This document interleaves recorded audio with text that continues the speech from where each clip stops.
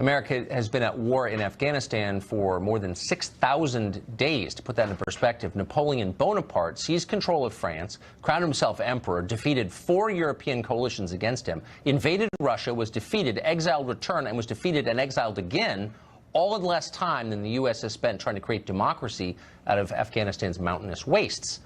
So how are we doing? How do things stand now? And is there any hope for bringing about a long-term resolution there? Erik Prince is one of the few people who might know.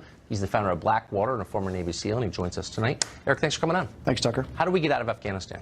Look, all the metrics are sadly headed in the wrong direction. There is more Taliban, more opium production, more violence. 40 Afghans, on average, per day are dying. How do we get out? We go back to the original SOF intelligence-led effort like we did right after 9/11. 100 or so SOF guys backed by air power with some local tribes devastated the Taliban. When we've gone to a conventional army approach since then, we've been going backwards ever since. We're now spending more than the entire UK defense budget, or more than the entire DHS budget just in Afghanistan. We spend more than the entire UK defense budget just in that country? $52 billion. And the net gain to us has been? We're losing. We're losing a people, we're losing Afghans, a lot of military equipment torn up, and it's just a continuous loop of insanity.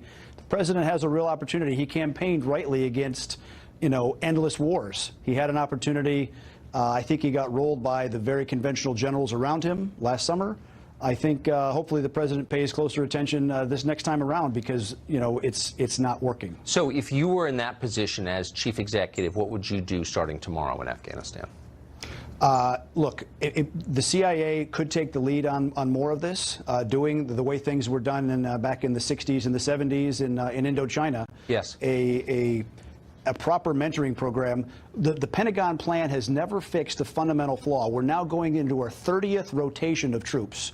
You send U.S. guys there, they attach, they learn the way in a certain area, and then after 7-8 months, they leave. And then you send a whole other group in.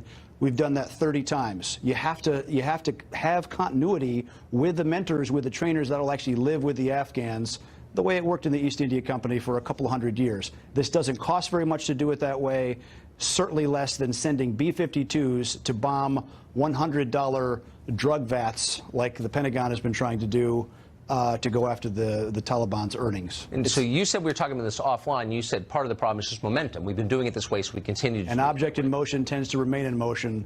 Hopefully Donald Trump is that strong enough force to break the lock on this really grotesque waste of taxpayer resources in Afghanistan. I think a lot of conservatives don't want to say anything because, of course, they revere the military, as they should, and they know its intentions are honorable, but this doesn't honor them, I would say. It doesn't honor our veterans. It doesn't honor... Look, we still have $1 trillion of health care costs coming from this war. Peak health care costs in World War II weren't experienced till the 1980s.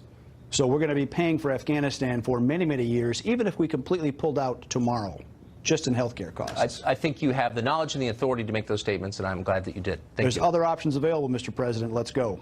Amen. Erik Prince. You bet. Thanks a lot.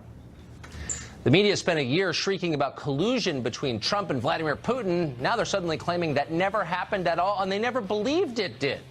That story next.